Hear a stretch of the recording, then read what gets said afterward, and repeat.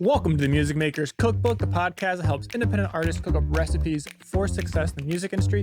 I'm Sean. I'm Brandon. And Brandon, the holidays are starting to come up. They are, you know, we're that time of year. Yep. You know what that means? What does that mean, Sean? And Sweetwater is going to have a really busy packing room and setting out a lot of stuff. You're not kidding, man. That's truly where Santa is. Exactly. Yeah, man. So a lot of artists are going to be getting new recording gear, new performing gear, guitars, microphones, whatever their instrument is. And with how cheap and how cost effective a lot of these home recording things have been getting, even now, like every year we say, wow, it's so cheap, it's crazy. It keeps going down. It does. Even though other things go more expensive. Yeah. It's insane to me. Yeah, it's actually crazy. Yeah. Yeah. So with that being said, like a lot of musicians are going to start doing DIY recording and producing and making demos of their own music. Yeah. So I think today we're going to be talking about some mistakes that we see a lot of people make when they first start recording their own stuff and venturing into the DIY realms. Yeah. No, I think this is a very timely topic, especially for that. And it's great because we get, affordable equipment these days at, a good price and a lower barrier to entry for people to start expressing themselves, making art, So the more art, the better. There's never a bad point, to have too much art, right? It's just about how much we can consume, right? For sure. So, and then what you do with it, and hopefully you're using it for a positive, self-expressive way and not a negative, hurtful way. That's the only thing that we ask. So just make music for the right reasons. Exactly. Be kind to one another. So hopefully, as you're going into the realm of everybody starts somewhere, if this is you who are listening to this episode, would make sense since that's what this is all about. Learn from these mistakes we're about to talk about and go over and try to avoid them. Everyone starts off somewhere, things will happen. You'll learn things by making mistakes, and failing is the best way to learn. So I'm sure some of these will happen regardless, but try to learn from our mistakes on this. However, that is the main course. Before we dive into that, we do have an appetizer dish. As always, a quick question that we like to talk about in the beginning. So if there's any kind of appetizers that you want us to have before our main dishes in the episodes, let us know if there are any suggestions you would like us to quickly talk about. But this one is something that I've heard occasionally from people who are recording at home, and it was huge on YouTube for the longest time, where every audio creator was talking about high passing. It's like the low-hanging fruit of content for so long. Seriously. Just a lot of misinformation with this one, in my opinion. Yeah, so Brandon, should you high pass everything except the bass and kick? No, it's just not necessary. It's really not. Like you're missing out on music, right? In these ranges that you're high passing sometimes. There's an argument to be made where you should high pass, certain things at certain times, right? But it's all about how much you high pass and with what filters you decide to do it with. That Filter Pro Q goes up to a crazy 96 dB per octave slope. I mean, can you imagine the phase that it introduces with that, right? Because we all know that phase is introduced by EQ. It's just phase shifts, right? But there's more phase imparted with these more drastic slope, filters, So it's like, man, you don't need to do it every single instrument. You really don't. And sure, I mean, there's a case to be made. Should you do it to kick sometimes? Yeah, maybe, if it requires it, right? And whatever else you got going on in your music, but do you need to do it to everything just to do it? No, it's not a safety net. It's not. No. It's not. The best thing that you can do is record it well going in, right? Sometimes applying those filters going in is even better too. So if you're doing vocals, just do a high pass when you're recording into Pro Tools, and then you don't need to high pass again. You're all done, taken care of, right? A lot of microphones, multi-pole response condensers and things like that, will have a built-in pad or a high pass or something that you can do on the way in. Yeah, absolutely. Yeah. Using those on the mic can be very beneficial. Yeah. I mean, I feel like if you high pass too much, it starts making everything feel disconnected and not. This is a really popular term too, but it doesn't glue everything together at a certain point, right? You have a staunch difference between everything, and sometimes that can be great. Maybe within context, maybe you do want to high pass everything, but maybe, I don't know, but for the most part, I don't think it's necessary. What do you think, Sean? I mean, like anything else, it's a tool. Yeah. High passing is something to be used depending on what you want out of it. I get the whole philosophy behind why everyone was saying high pass everything. It's like the magic tool to help clean up your mixes, because you are once, depending on where you set the threshold, preventing those 200, 100, 80, like those low frequencies that have longer waveforms that can have more phase issues when you start stacking them up. It can help clean up that low, mid, low part of the mix. And some instruments, like, you don't need that information It's that true. low. Like It's true. on acoustic guitars, if it's in a pop mix, you don't need Right.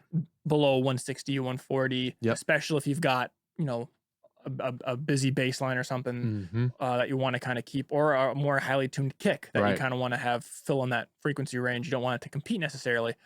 But if it's the forefront of the mix, or it's during a part where it's just the acoustic and the kick drums during the verse, from there, you might not want a high pass. Yeah. You might want to automate it to go down a little bit and then sidechain just to do some ducking in those frequencies instead of completely removing them. Sure. There are songs where the guitar is going all the way down to 80 hertz, 60 hertz. Like, it is filling in that low fullness to it. So it's a great point, because I mean, when you tune differently, right, you start shifting down or up the frequency spectrum as it goes, right? So that's something I often have to tell a lot of people too. It's like, hey, if you're drop tuned, this shifts everything down. So it's like, when people tell me like very standard cuts, I'm kind of getting into more EQ. So like, this kind of deals with it. It's same philosophy. When people tell me, hey, I usually knock off this range of EQ, it's like, okay, well, that's great, but it's all relative to what you're doing, right? So like, when you're in the key of A versus the key of C, you have a slight shift. It's not a monumental shift, but it's different, right? So it's like that, I don't know, 500 hertz becomes 560, 550, right? Or something. Don't quote me on the actual numbers. Like, I don't have them in front of me, but like, it does shift, along the way. So, that's like a thing too, it's like a philosophy thing too. So it's like, there's so much philosophy behind EQ. It's just, with this in particular, it's just, I don't think it's necessary to high pass, all the time. Yeah, it's one of those things where I would feel comfortable saying a lot of times it can help, but should you always do it? No, it's one of those things that, like everything, there's a bunch of gray in between always doing it gray and never doing it. Yeah. And like, the question has, as it's specifically phrased, is should I always high pass filter everything except the bass and kick? There are times where you want to high pass the bass or high pass the kick. So even on the flip side of it, sometimes that's the stuff you want to kind of clean up. Especially like we were talking a little bit earlier about this, like if you have an 808 or whatnot, sidechain to a kick, you might want to high pass the kick a little bit so that those really sub frequencies aren't, they're not building up and clashing. Yeah. That's a really great question, to kind of establish. And, this was definitely, like I said, like a lot of low hanging fruit for content for a really long time. Almost like misinformation at some point, right? Like, people took it really far. They took it really far. And like you said, I think you phrased it in a great way. It's just a tool, right? And then when you start getting into high passing bass and everything, then you start really opening up some floodgates. It's like, what kind of filter do I want to use? Zero latency? Do I want to use linear phase? It's like, okay, well then how does that affect everything? And then you get weird shifts, and you get a little gain attenuation and then gain boosting, if you apply these filters. So there could even be a better way. Instead of high passing, you could just low shelf it, right? You could. So there's so many different ways to tackle this, so many different ways. It's a really interesting topic to me. It really is, especially as it relates to low end, because the whole thing is clean up the low end, invert like a high pass stuff. But sometimes, like, the best way to clean up the low end is to take the bass track and just invert the phase on that. Sometimes just the way it's lining up with the kick drum or with other low instruments like toms, or if it is a drop tuning guitar or whatnot, sometimes that just kind of takes it from, oh, now it's combating with everything, to, oh, now it's helping it. Just basically how it ended up being tracked. So I mean, there are times where I'll just invert the phase. It's like, whoa, that's so much clearer now. Just because it happened to be competing with how it was recorded. Exactly. Yeah. And I think you illustrate a really good point here too. And this will be the last point I make about this, is that I think we often reach for EQ too soon, just way too soon. I think we need to do other things that circumvent us reaching for the EQ as a crutch, right? It's so easy to open up a plugin and instantiate it, right? It doesn't take anything, but it's definitely a lot harder to kind of hear, okay, the phase relationship between my kick and the bass or something, or the proximity effect of this microphone on this source, right? Like, we're making those real-time decisions, and then we often just rely on the EQ to help us get there, right? When really we should be getting there without the EQ. or at least as close as possible. And then with the aid of EQ Yeah. comes in and makes that 10% difference even better, right? For sure. That's the last thing I have on this topic, because we could really do a whole episode about this because we're nerds. We could do a whole episode on EQ. Yeah. Let us know if something that you want. Absolutely. Maybe we'll I'd do a love deep to talk dive on about that. YouTube. Yeah, absolutely. So yeah, I mean, that's all I have to say about that. I think some not really, but I could, I think some like after hour, like dessert Hey, deep dives, like just solely on YouTube where we just nerd out. Let us know if something you'd be interested in listening to. Do like a little side podcast, little post dinner ice cream. That'd be fun, just nerding out. Would be for 30 minutes and see what comes from it. Absolutely. Maybe we'll do that. I'm gonna make a note of that. Yeah, that's a good idea. While I'm doing that and writing that down, Brandon, what are we doing 10 things of today? We're doing 10 recording mistakes or production mistakes in general by the average DIYer. And if that's you, then stay tuned, because we got some good ones on here. Sure, you can find a bunch of lists on the internet, but we have, I think we do a good job of being at least decently unique, to what's already out there. Maybe. I don't think uniqueness exists anymore. It's true. It's really tough. It's really tough to be unique these days. There's so much stuff out there. We try to give a different perspective. Let's just say that, because like we could go through the average, regular content with this and just tell you that, you have demoitis, and you probably do, and that's okay. But we're going to make an honorable mention of it, of course, at the end, where I just got to get that out there now. It's on here. So if you've already seen 10 of these episodes, we did just know that it's going to be here. Yeah, we have. So you can go into our backlog and find that. But we're going to try to give some unique perspectives of some easy mistakes to make. Some of these are a little harder to fix though. So we're going to give you 10 of these today, and hopefully this helps you with maybe your new musical endeavor during this holiday season. Maybe it will. We'll see. Maybe it does. We'll see. All right. So as we mentioned, we got 10 common DIY recording mistakes that hopefully you can try to avoid after you get your nice gear. Yeah. Through nice shiny new boxes. Number one is, before you even get to any of the recording stuff, one of the biggest mistakes that I often see as a remote mixing and mastering engineer is when the artists skip the pre-production planning. Yeah. There's a lot that goes into it before clicking that record button. It's like rushing into it without that pre-production steps can often result in a whole recording where then you go to a mixing engineer, or if you're mixing it yourself, you get to that point and you're like trying to fix all these problems that, as you mentioned, would have been better fixed off in the recording. Like if you are going for a guitar tone and you just kind of quickly throw it together, you haven't taken the time to dial in the tone you want for the song and the mic placement for it, and messed around and saying, okay, this is more full, this is more bright, which, rule of thumb, if you're doing some home recording, when the microphone is closer to the cone of the speaker on the amp, it's brighter and more attacky, more transient. And further away towards the edge of the cone is more dark, more full. Use that as you will. But if you put it near the center and it's really clicky and attacky, but you want it to be more full, well, now you're trying to do all these fixes in the mix, and you're never going to get as good of a result as if you had recorded it with the microphone moved over. So there are plenty of times where I get tracks and multi-tracks from artists where they're like, I want this to sound like this. Here are the reference tracks. It's like, this is so dark and yours is so clicky and sharp. And there are techniques to handle this. Yeah, for sure. But man, it would have been so much better if the mic was just moved over 3 inches. Yeah, totally. And then like taking this time to do it will pay off dividends in the long run, because you make less decisions as you move on, and there's less heartache too, because it's like, oh, it's not sounding the way that I want it to. It's like, well, if you took an extra 10 minutes beforehand, you could get a little bit closer to the sound that you're looking for. Of course, like when you reference other tracks, we just had an episode on reference tracks, and you hear a guitar tone. Sure, it's been mixed, right? It's been mixed to a certain extent, but you can get pretty damn close with just your source tone, right? Let's take drums, for example, right? If you have the wrong heads on your drums, or you have really dead heads on your drums, you're not going to get a snare that sounds very poppy and attacky, right? You're just going to get a dull sounding snare. So it's better to fix that now, because you're not going to really be able to do that later unless you sample replace. And then that gets into a whole can of worms, because then you have to select samples you want to use, right? So then you're doing a lot of more pre-production on the forefront, which can be okay. That's what we're telling you to do. We're telling you to take your time, right?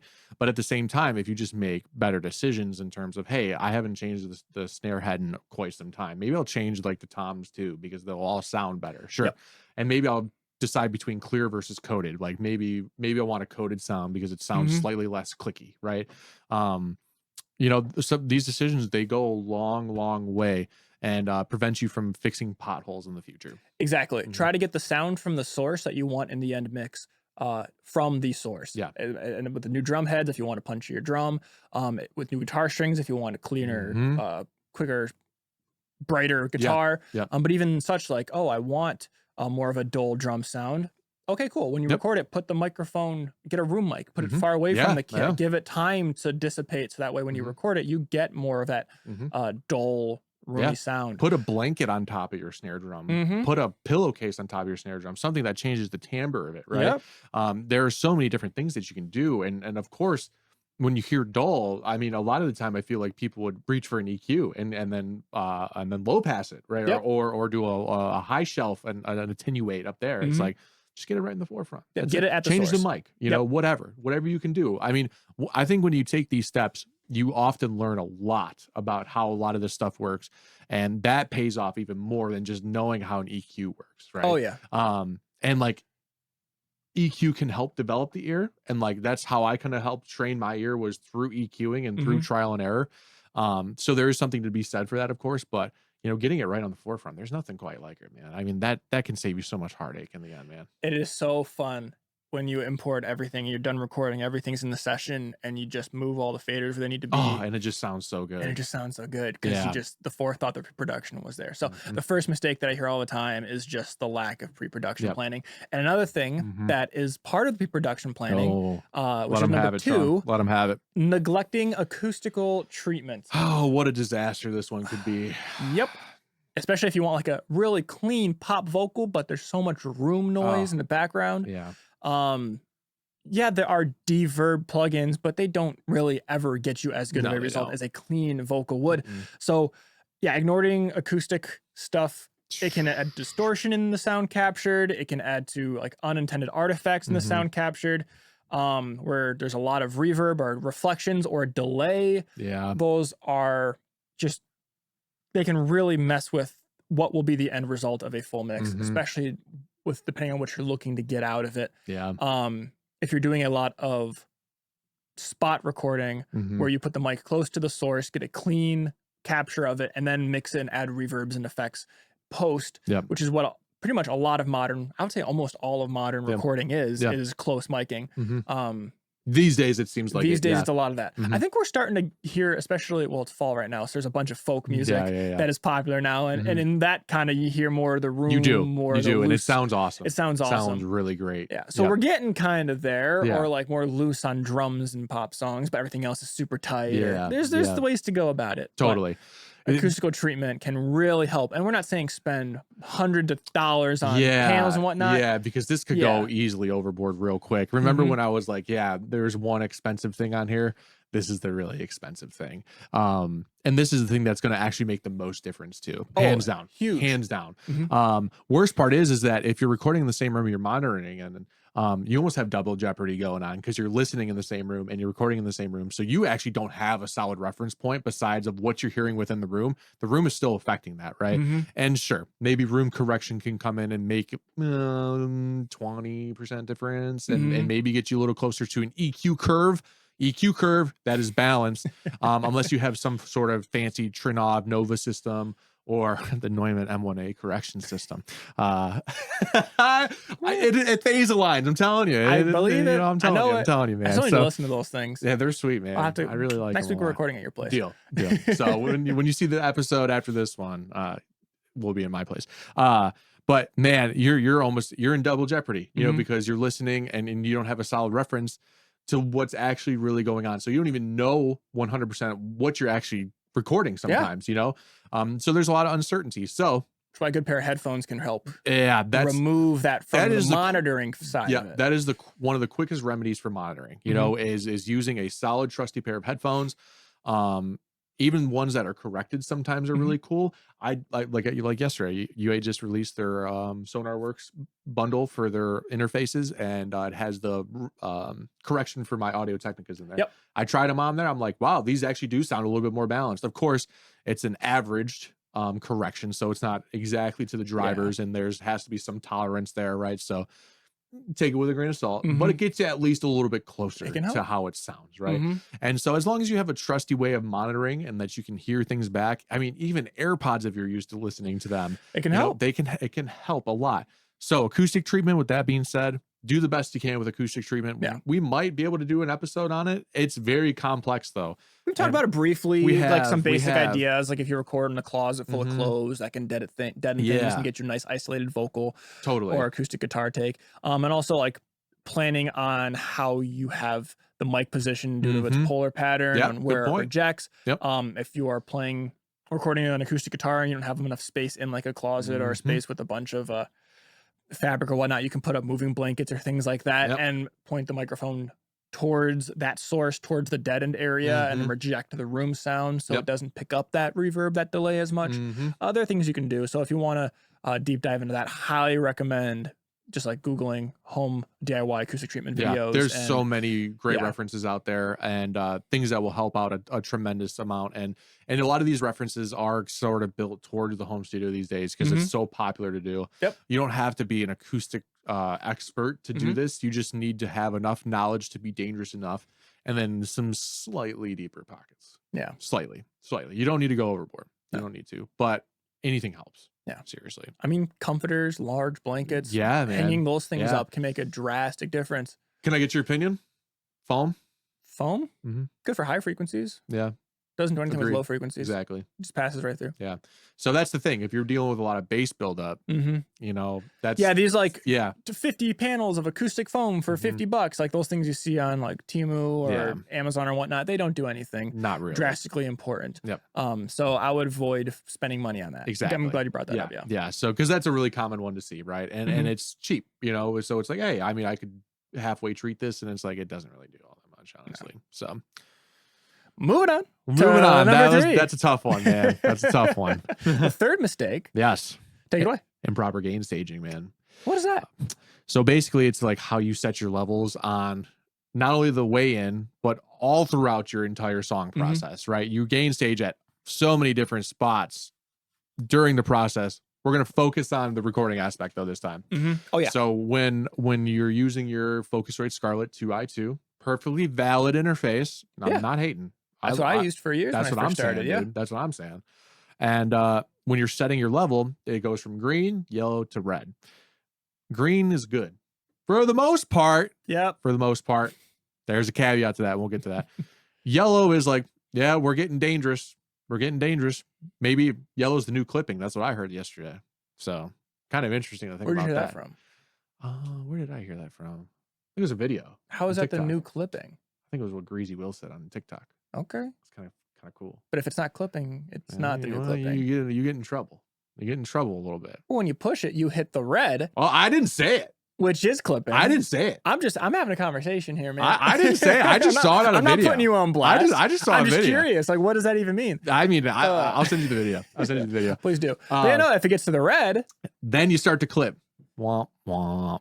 Bad stuff. Bad gain staging. Yeah, not great. And then that means when you have clipping in there, you have distortion imparted throughout the take of the recording. So if you just got the most perfect take ever and you have clipping in it, sorry to say, it's in there.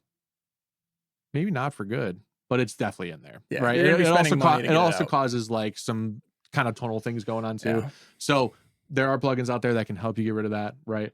But only to a certain extent. There are tonal things, like I said, that are imparted into the signal at that point that you can kind of make out, but it's a little bit better getting the actual grid out of it. So all that being said, gain staging, you're setting your level while you're recording. And it is so crucial to do this. So crucial. Because like I said, in the green, you're usually good, except when you're too low in the green, and then you induce a louder noise floor because you're closer to the induced noise of the actual preamp itself. Correct. That sucks. So what that means is basically if you record too low and you start pushing up the volume in your DAW or whatever, you will hear noise that is imparted onto the track now. That also goes for driving your preamp too hard. If you have a really quiet sound source, you start to drive the noise floor up, and then that can also ruin a take. If that's not what you're going for, if you want a really clean take, right? That can impart a lot of noise onto it, and You know, it's very tough scrubbing that out sometimes. Most of the time it's really tough doing, you know, there's a trade-off like we've said before. So, improper gain staging is one of the most common mistakes we see. Yeah. And companies are getting a little bit better about it these days. They're introducing auto gain. I don't know how good these systems are going to be. I've never used it myself. They can be okay, but they aid at least a little bit, right? Yeah, or they at least are like I know like Yamaha, some of the Yamaha stuff, like they have a easy gain thing where they have like, hey, this is tell us what the source is, and this is where you want the source to be for a good incoming volume that gives you enough headroom for a louder spike, but it's not so low where you are bringing up the noise floor, or you have to, when you compress it or bring it up after it's recorded, the noise floor comes up with it. Yeah, there's always there's a sweet spot for pretty much every source. And as I mentioned, it can be incredibly important because if you do record too low and you bring it up and then compress it to get it even in a good volume, especially like on a vocal, it's most noticeable in a mix. Well, now when you are compressing it, you are compressing the noise as well, which is going to get a weird pumping sound of that hiss of that noise in the background. And that's never fun. Here's a small tip for you producers out there, and if you're doing your own stuff, if you ever have noise that's induced within your tracks, whether it's through a tube pre or it's through loud self-induced noise from another thing, we'll move on to the next one after this. Not only one of the ways that you can get rid of it is by denoising and trying that route, right? Which is not always successful. Oftentimes the noise will still be imparted under the sound source itself, and then the denoising occurs in between the breaks, right? That sucks. That sucks. And there's no way to get around that. I just had something like that happen. I'll tell you about it after. And like it actually we just ended up cutting the feature. It was that bad. So yeah, sucks, dude. Sucks. And somebody paid for that feature. So yeah, I'll tell you about it after. Yeah, man. Total bummer. Total bummer. And one of the coolest ways to do this though, is if you, especially when it's in the vocal, this is the best way. This is when it's the best. You can impart a slight bit of noise onto the track itself. And normally people would cut maybe in between the vocals if they want a really clean, pristine take, right? So when you cut in between those vocals, that noise drops out and the ear picks it up. So you know when the noise drops out. But if you keep noise consistent throughout the track and you tell the ear, hey, this noise is supposed to be in there, we automatically kind of almost filter it out a little bit, but we know when it's not there, when it's taken out. So if you keep it in throughout the whole thing, you can subconsciously trick your listeners into thinking there's no noise when there is. It's kind of sick. I love doing it that way. Big tip for you producers out there. So if you ever deal with improper gain staging, this is a good way to deal with it. But get it right in the forefront. And actually, we'll do an episode on gain staging in the future. Go more in depth with it. Yeah, absolutely. All right, moving on from that, the fourth mistake that a lot of DIY recording artists, music, whatever, however we phrase it in the beginning. Common DIY recording mistakes. Number 4 is recording everything in one take. So this one's kind of hit or miss as to whether it's an actual mistake or not. It really depends on what the end result you are looking for. Most modern recording and modern music is a lot of very clean recordings with effects embedded on them afterwards. Lots of comping. Exactly. So if you have one vocal throughout the whole song, you're never going to make a perfect vocal take throughout the whole song. Right. Now, if you want flaws in a recording, which I'm personally a big fan of when there's like subtle inconsistencies, that can be great to do it in one full take and keep that. That adds a humanistic nature to it. But if you want that perfect vocal, like that Billie Eilish, where everything is just spot on, she comps the hell out of her vocals. Yes, she does. And there are videos on it. There are videos. Yep. Look them up. They're great. Yep. Same thing with Ariana Grande. She also comps the absolute shit out of her takes. And she actually does it herself, which is really impressive. That is really cool. Yeah. Really impressive. So she'll do a take, go over. It's really cool. It's really cool. She showed her process like a couple times on Instagram. Very cool stuff. Very cool stuff. Very impressive. Very impressive. So these are often very comped together quite a bit. And like to speak to that point, I think this was like, it had to be a decade ago. I saw a picture of a Pro Tool session for, I think it was for Beyonce. It was rainbows of tracks because you're taking words, you're taking breaths and syllables and you're putting these all together to make the perfect take. And there's nothing wrong with that. Like nothing. That's the sound that you're going for, by all means. And you have to be very skilled to do it. not only as like an editor, but you have to be very skilled as a musician to do it and very consistent. Oh, right? super consistent. If you're not consistent, you can't do this. No. You just can't do it. Nope. I'm so sorry. I've tried it. You just can't. You have to be very consistent. So, but to your point, recording everything in one take though can be fantastic. Can also be a detriment, right? It can. And it could also be like a time thing where you're trying to save time and you're trying to just get it over with. I promise you, just splitting it up into multiple takes, either at sections or I guess that sections would be the easiest way to kind of think about it. It'll save you so much time in the long run, so you don't have to like fix later and time align later, right? And you get a better sounding take up front. Lack of a better way to say it. Yeah. And I think where this can really truly become a mistake that a lot of people make, especially when they're starting off, is when you are recording not just one source. Yeah. If you are recording your vocal and your guitar at the same time, Good point. that can be a really cool, holistic acoustic sound when you have the vocal, like you're playing off of the instrument. It is a great way to record versus recording the guitar, then recording the vocal separately. Playing it together can sound really cool. Yep. But you are now married to everything in that take. Because if you make a mistake in the guitar, you can't just redo that and then cut it out, because now that mistake is in the vocal through bleed. So then you have to re-record that whole section. And if you just re-record that whole section of playing to a click track and you just cut out the whole second half of the chorus and swap it with another take, there are going to be differences with how far back you were leaning. With the guitar, the vocal performances are going to be slight differences to the tone. If you breathed into the microphone. Sometimes matching up the tone, it's not going to be as seamless, especially if it's just an acoustic thing or whatnot. If it's within like a whole bigger song, way that can easier be to easier to hide. But if you're recording everything at once, like the drums, the guitars, the bass, the keys, the vocals, all at once in one room, and anybody makes a mistake, that's in every microphone. And you can't just swap out and replace it. It's incredibly hard. You really have to go to someone who knows what they're doing to surgically be able to do that. And that's a skill in of itself. It is. That's when I think that recording everything in one take, if you're not open to the idea of being married to the mistakes. Totally agree. And you want to fiddle with it and make it perfect. Then do not go that route. Totally agree. Totally agree. Great way to say it. Yeah. I mean, flip side of the coin is number 6, or number 5, maybe using too many tracks. And now Sean and I had differing opinions on this one.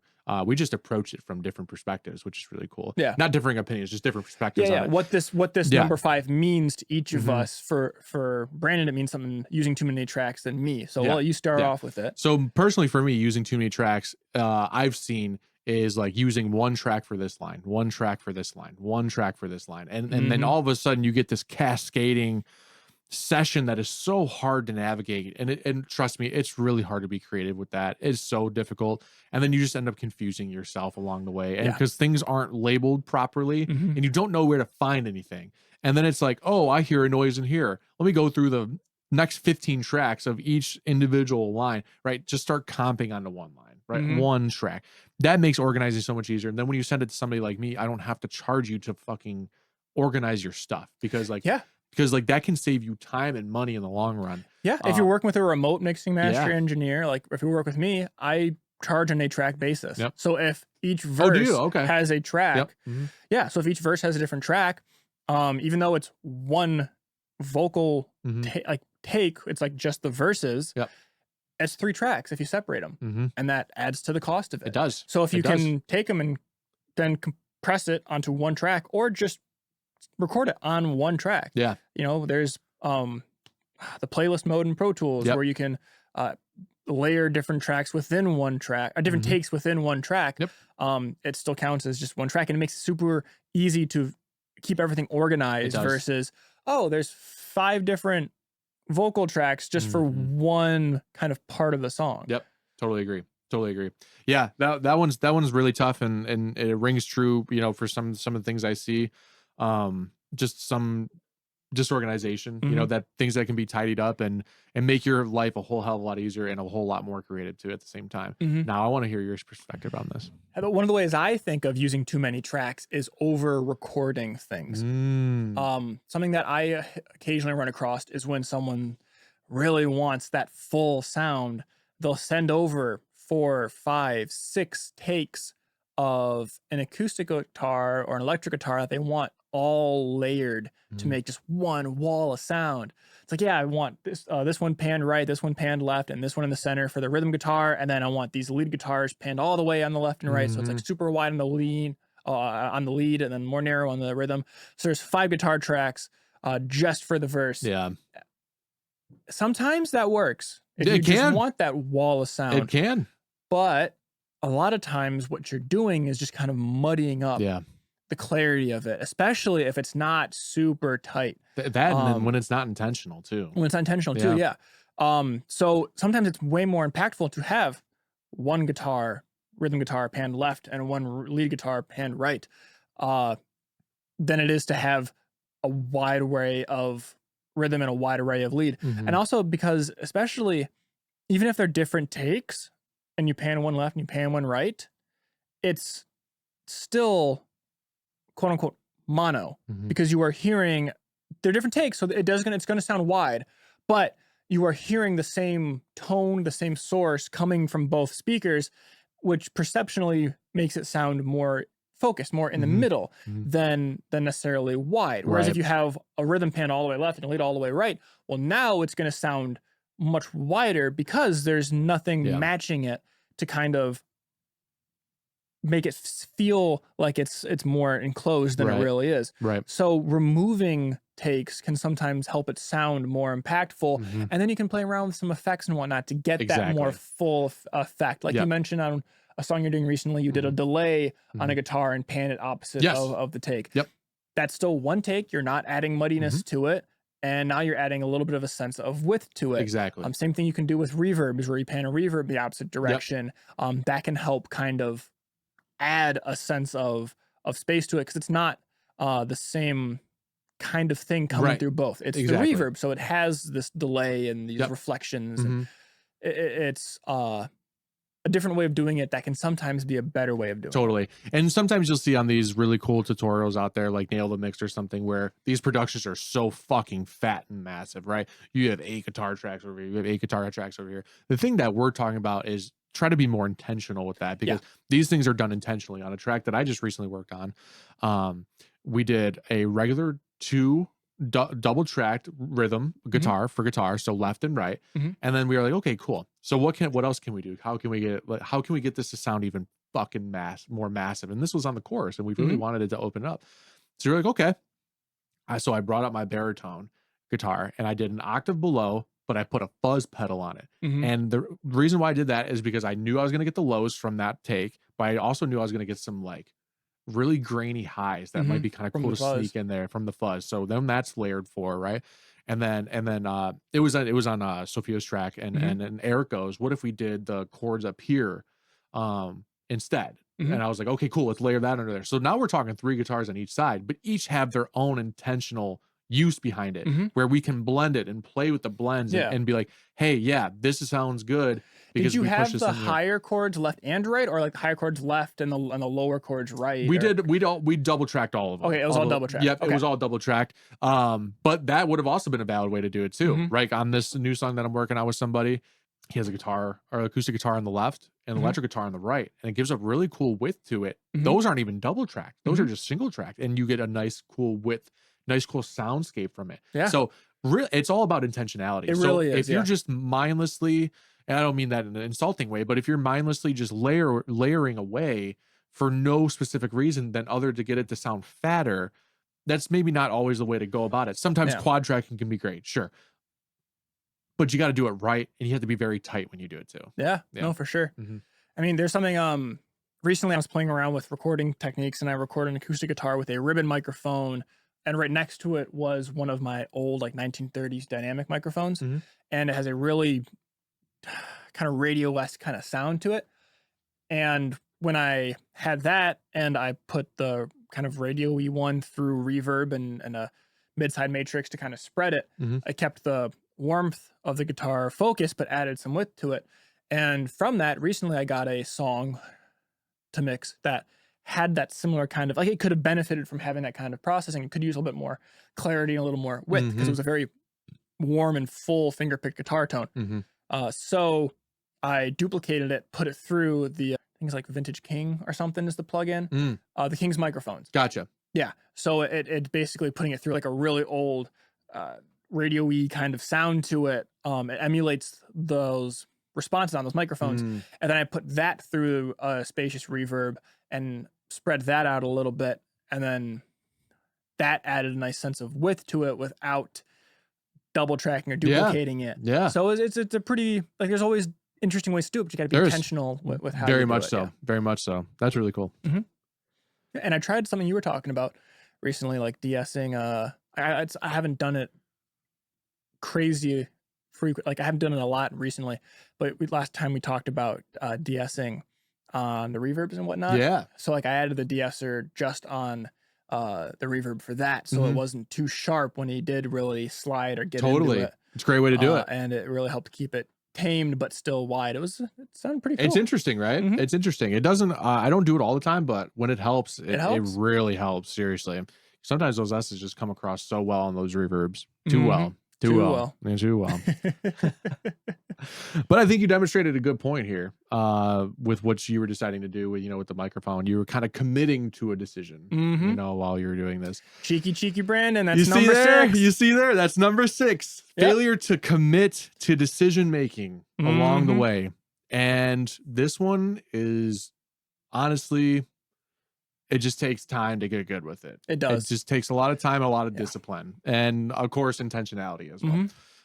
I think we beat the intentionality horse to death at this point. So we're just going to stick to, it just takes time to get comfortable with decision making along the way. Well, especially with how it's mixing in the box, nothing is truly destructive. Yep. You can always take off a plugin or take off an effect or delete a track. Yeah. Delete a section of a track. Move things around. Yep. Yeah. We're not splicing tape anymore. You're not forced to commit to something. Yep.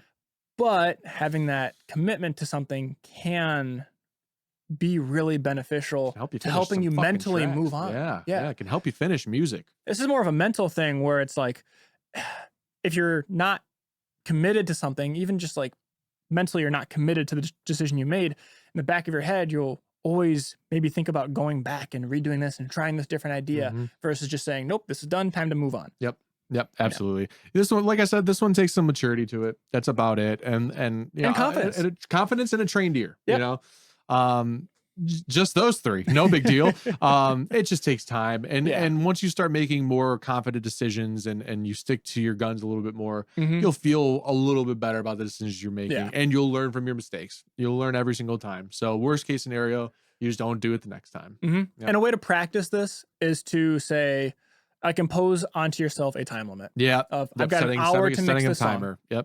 Yep. Instead of saying I got all afternoon or I'm in no rush, like, nope, you have an hour to mix this song. What are the things you're going to do? What are the main things you're going to try to fix? Because it also helps train your ears to tackle the big issues first. And then after you go through this, you might realize, oh, there were a bunch of small things I wasn't able to get to, but now that I'm done, they don't really need to be tackled. Exactly. So it can help you identify what's important and what's not. Absolutely. So that's a good way to kind of tackle that. Agreed.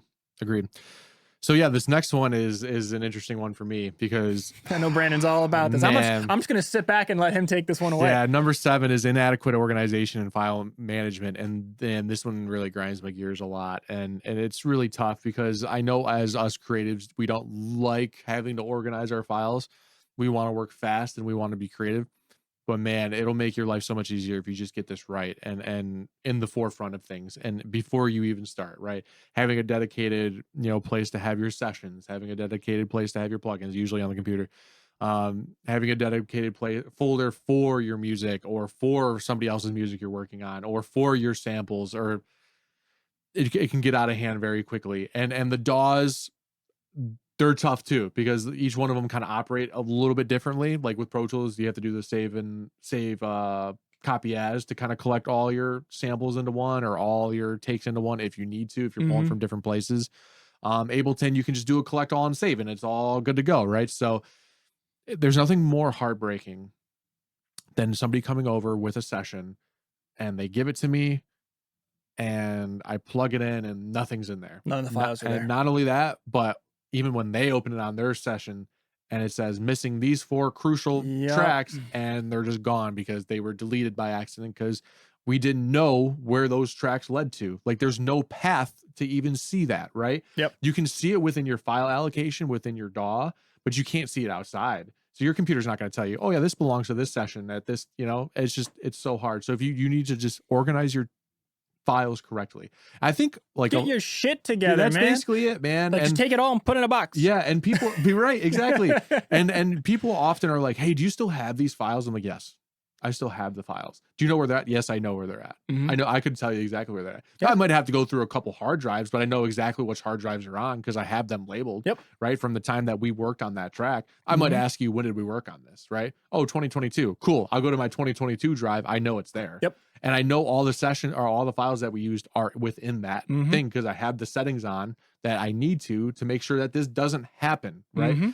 I almost led into the 8th one. I really did. Lean into it. Go back. So we might as well just go to number 8 it. too. A lack of backups and redundancy. Right. So things happen, and hard drives happen to fail. Yep. They do. And it's inevitable. Yep. It's a piece of physical machinery. Hard drives fail, computers fail, mistakes happen, floods happen, electrical power outages, brownouts, fires.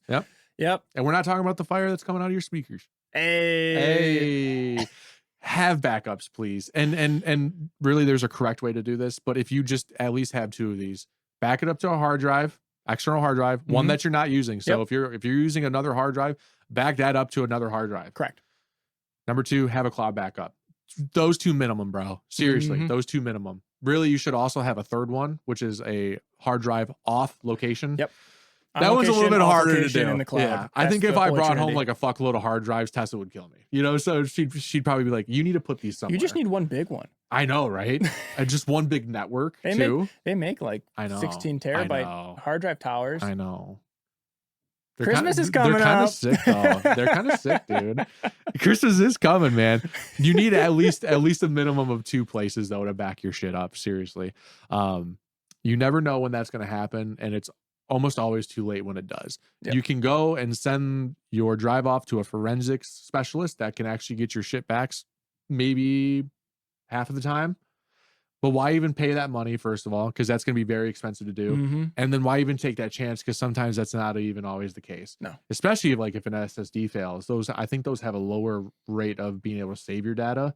I can see because that. I think the way that they operate they fail internally, in a more severe way than because like at the mechanical, you can just take the drive out. Yeah, as long as the disc isn't actually damaged, exactly, like the drive or the motor or something. Yeah. Don't quote us on that, and if you know, please leave a comment for us because we're definitely curious to learn. We love to be corrected. Absolutely, and just don't take the chance. Just back everything up. So good file management and back stuff up, please. Yep. Like when you buy your new fancy shit, he's going out. When you buy your new fancy shit for Christmas, just include $100 on there for a nice hard drive. Okay, thanks. That's all I ask. That's all I ask. Extra $100. It's expensive, but I mean, it's not sexy. It's not a sexy purchase. I get it. You know, it's more expensive losing everything. Ooh, bars. Yep. That's a lot of time gone. Yeah. It's a lot of money. And money you can't get reimbursed. A lot of creativity. I mean, time you can't get reimbursed on. Did I say money can't get reimbursed on? I misspoke. Time you can't get reimbursed on. And your time is worth a lot more than $100. I agree with that. Sean for president. All right, number 9. We're almost at the end. We got one more after this. Getting there. Number 9, common DIY mistake is overloading effects and plugins. It can be an easy thing to do, especially when you're learning what everything does. If you want to make this change, throw this EQ on it and cut that out. And then like, oh, add this compression on it to bring it forward again. Oh, well, now this is there. So let's add this delay on to kind of fill in that space. And oh, well, now this delay is causing this effect. So let's put another EQ on after that and EQ that out. And then, oh, well, now it's quieter. The more you do unintentionally, like just trying to go back and fix problems caused by the things you were adding on before it, you're just going to, 1, overload your computer, 2, get so far from what the initial source is that you can start to like go in a direction you don't necessarily intend on going. And 3, you can be solving problems with the wrong tools. Sometimes the best thing to fix an issue with, oh, this is too loud here, instead of cutting out those frequencies on the guitar, you can take the fader and bring it down. It's my favorite one. Volume solves, honestly, it does. Volume solves 80% of mixing problems. Yep, it does. Because what are you doing with an EQ? You're turning up and down the volume of specific frequency ranges. Yep. Right. It's what is the compressor doing? It's evening out the volume. Exactly. Oh, there we go. You know, and those, by the way, are just different aspects of gain staging too. Yep. So isn't that interesting? Mm-hmm. Yeah, I can't wait for that gain staging episode. Man, this one really hits home because like I do it still to this day. If I'm so caught up just working and I'm noticing like, I'm like, why am I adding another EQ here? Then I go back through the chain. I'm like, what am I doing? And it's like, I'm just being an idiot now because I just corrected something. Now I'm adding it back. Yep. What the hell is that? What is that? Be more intentional up front. You know, I think a good way to solve the overuses of this stuff is not only by learning and using it more. And like, how do we use it more? By using it, by abusing the fuck out of it. And then knowing that when we hear that, it's like, oh, this is too much now. Because we have to go past the boundaries of which it's overused, right? To know when it is overused or underused, right? It can go both ways, right? So we have to know those boundaries at some point. But when we start dialing it back, something that always helps me is by actually talking to myself while I'm doing something. Why am I using the EQ? Oh, I think there's a little bit too much boxiness here. I'm going to reduce the 500 range a little bit, see how that helps. And once you start talking through it logically and start telling yourself these things like, oh yeah, this is my thought process, this is why I'm doing it, you become a lot more intentional and a lot more self-aware. And then all of a sudden those things that you're hearing sort of kind of just disappear because you're like, I'm very confident in the decisions that I'm making, instead of being like, oh, I heard this, another EQ's got to go on there, 10 more bands, out of here, put this, do that, shoot, move this. And if you're using like 13, 14, 15 bands, 10 bands, first of all, you're affecting the shit out of the phase. Second of all, just turn it down, because I can guarantee you I know exactly what your EQ curve looks like. Just turn the fucking thing down, take off the EQ. Guarantee you'll solve like most of your issues. So that one really hits home. For sure. I had to learn that. You do, yeah. I mean, if you go back to my old mixes, like everything has an EQ, a compressor, a high pass, a delay, everything is getting sent to reverb. Now, if you look at my stuff, there are some tracks that have nothing on them. Not even like sent to the reverb. Like there's some tracks where it's like, okay, cool, I like the vocal and I want the percussion to go to the reverb, but the guitar doesn't need it. Exactly. And you know, if you look at some of these sessions that these big guys have, the big names in the game, they have like 3 EQ or 3 plugins on there on a track, maybe, you know, maybe 5 at most sometimes. The only thing, like, so my rough rule of thumb is if I have more than 4 plugins on a track, to sit back and think, okay, what am I doing here? Yeah, that's a good point. Sometimes, like, if it's like to get a specific event, like effect, like if it's a saturation or distortion or multi-band compression to like kind of tame that, like then I'm like, okay, cool, I'm doing this for a reason that's not just to get it to fit, but to get it to react a certain way.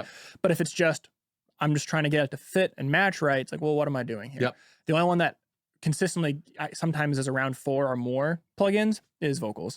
That's typically the most common one, right? And it's only because like a lot of times I will do a high pass or automate on the low to cut out some plosives, or put in like a voice, a mouth declick, the isotope mouth declick, to get rid of those mouth noises, pops and clicks. I do that for this podcast. There's a lot of weird, gross mouth things and there are those, you don't need. There are those weird utility plugins that just end up showing up. You know, like when I see autotune on there, I usually don't count that as a plugin. Like, you have to have the autotune if that's the sound you're going for, right?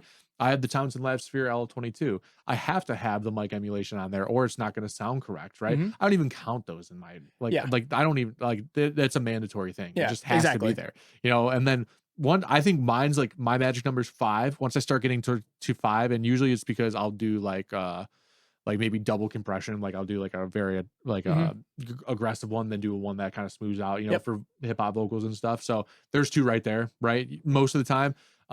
Sometimes that's not the case, like it'll just only be 1.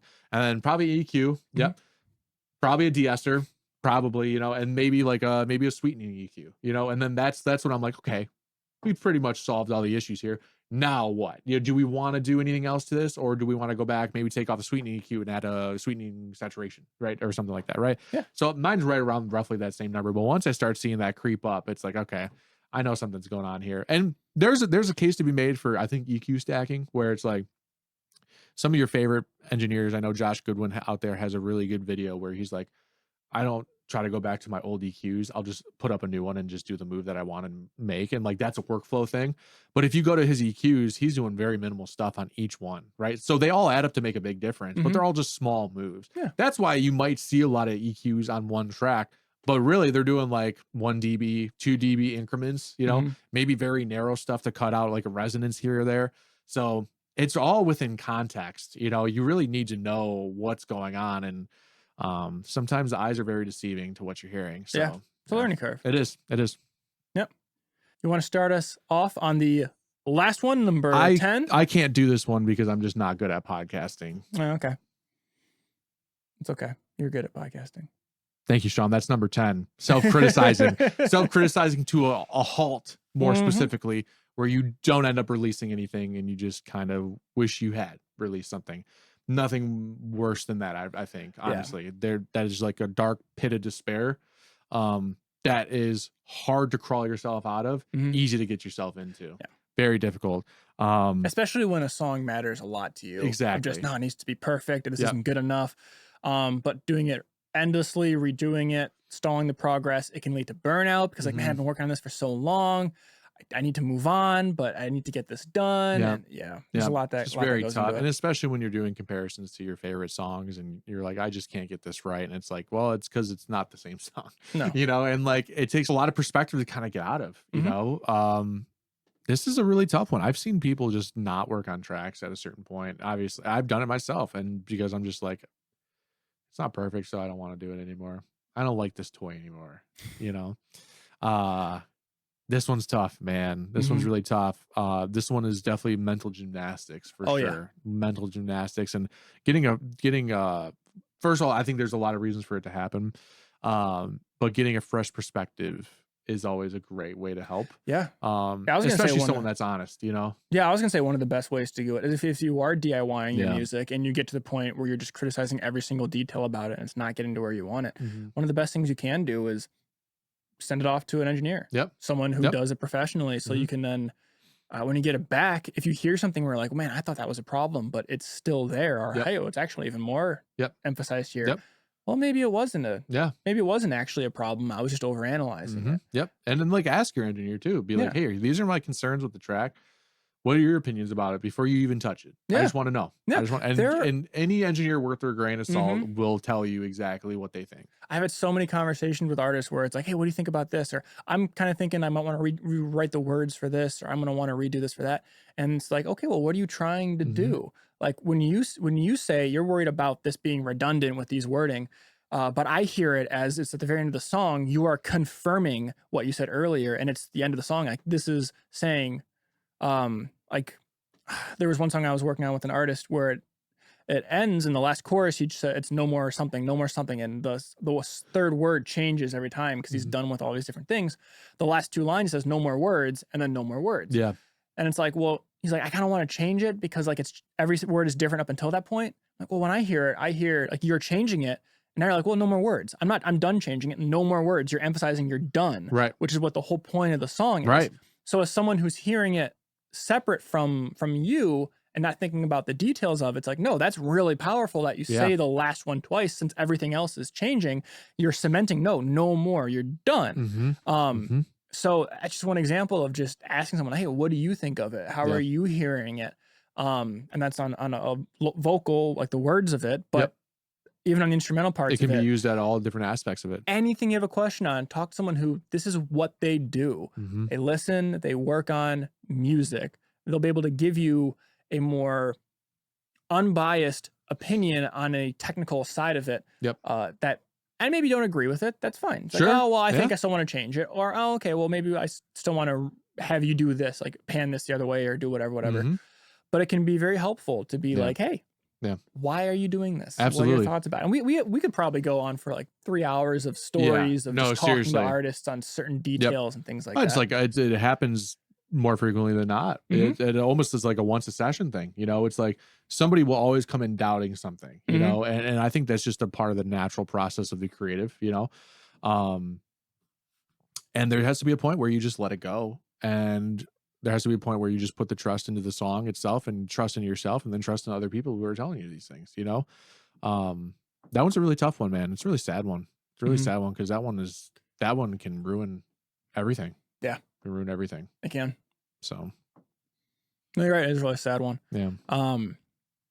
And we're ending it out on that. No, number 10. Sad face. Except we actually have one more honorable mention that I mentioned in the beginning. Hey, number 11, not recording at all due to perceived lack of equipment. Yeah. That's the biggest mistake. Yeah. Like all of these are mistakes once you are in it and you're starting it and you're getting into DIY recording. But the biggest mistake you can make is not recording at all. For, once again, the perceived lack of equipment, thinking you don't have what you need in order to make the song right. It's like, oh, I've got a Squier. I really need a Telly to get the sound that I want. Or I need this amp. I have a 57, but man, the Royer 121, that sounds a lot better on guitar. That's what my favorite band uses. So I need to get that. But thinking... It does sound good on guitar. It does. I'm not saying it does. I'm not saying these things I know, but I just true. want to confirm, though. I'm not making this easier. No, you're not. But that doesn't mean that you shouldn't start. That's right. Yeah. That's right. Because everything you're learning with things that you do have and getting it out there gives you experience that you can then apply later down the road if maybe you do get a Royer or maybe you do get a Fender instead of a Squier or listening to your voice, like, oh, how my inflections work. And now you're learning more about, oh, well, if I step back during this part, that helps even it out, or these techniques that you can then bring with you as you go down the line and as you expand in your career. This podcast is all about helping independent musicians make a living in the music industry. And this is a long process. It is. And there's so much to learn that you will never learn all of it. That's really why we're doing this, is because we're using it as a conduit to force us to learn these things. It's true. I mean, I would say at least half of these podcast episodes were ones that we didn't really have a strong understanding of until we were like, let's talk about this. And we both researched it and got into it. And, we still don't know a lot. Yeah, exactly. It's forever learning. Forever learning, man. But you got to start. You have to. And, there's this one's a lot about patience. You can go onto your favorite forum and find opinions about the Universal Audio new interface, right? And sure, the converters might be pretty good in there, right? But can you even discern the difference between Focusrite 2i2 converters versus Universal Audio versus Antelope versus we'll throw in whatever you want. You should always be almost ahead of your gear. At that point, you should use the gear as a tool. The tool is a means to an end and to get you at a result, right? But you need to know how to do that. Your gear isn't going to carry you. You are going to carry your gear every single time. There are people out there that will record with a Focusrite 2i2. I know I keep saying that a lot this episode. It's the classic entry level starting recording. And they will smoke somebody that has a full API console. Just because of needing that knowledge to know what works, what doesn't, and what sounds good versus what doesn't. Yeah. Guaranteed every single day.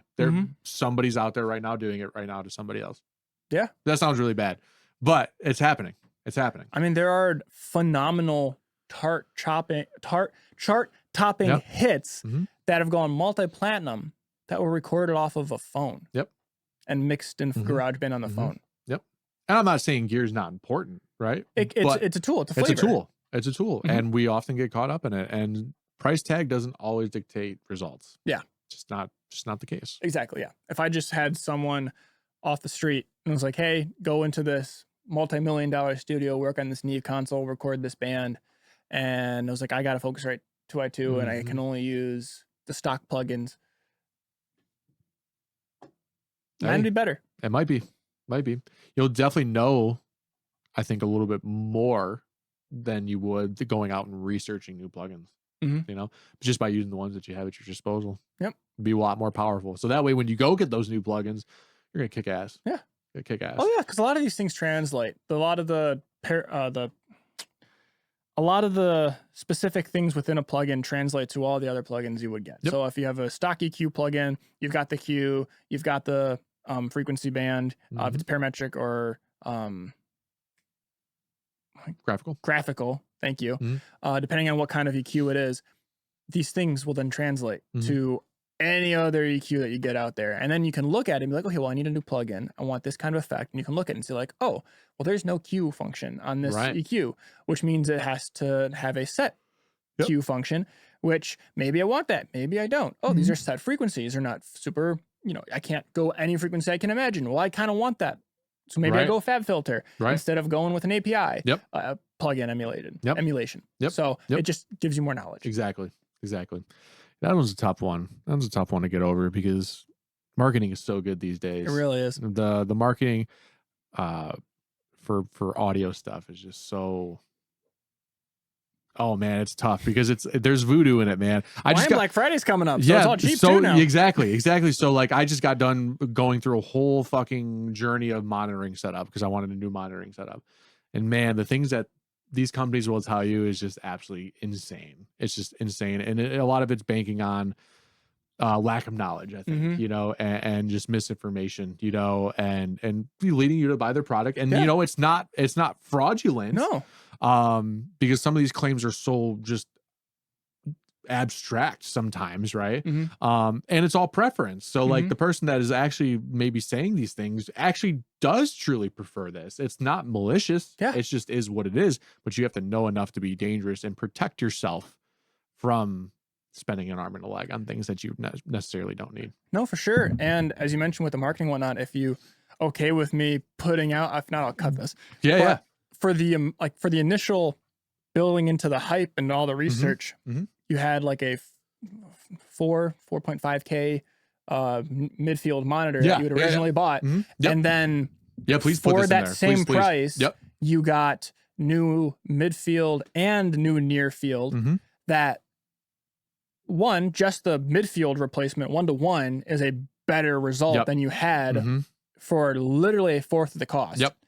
And that allowed you to get a new near field, which is a better result than you had before. Exactly. And both of those were just because like we're doing research and using your ears and not buying into the market. Like, well, it needs to be 4,000. Otherwise it's not worth it. Otherwise that's not the right amount of money. It's like, well, exactly.